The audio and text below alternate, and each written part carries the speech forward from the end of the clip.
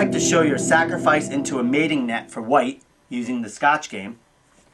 e4, e5, knight of 3, knight c6, d4, exd4, knight xd4, knight g to e7, knight c3, g6, bishop g5, bishop g7, knight d5.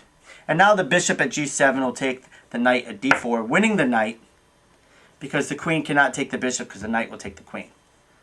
White is now going to sacrifice his queen and take the bishop at d4. If the knight does take the queen, the knight here goes to f6, says check, king must go to f8, and the bishop will go to h6 for checkmate. So in this position, white stays there and black decides to castle.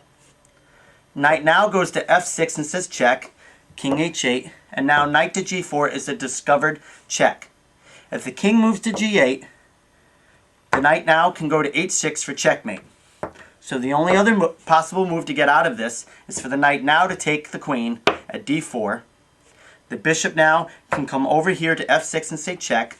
The king's only move is king g8, and the knight h6 is checkmate.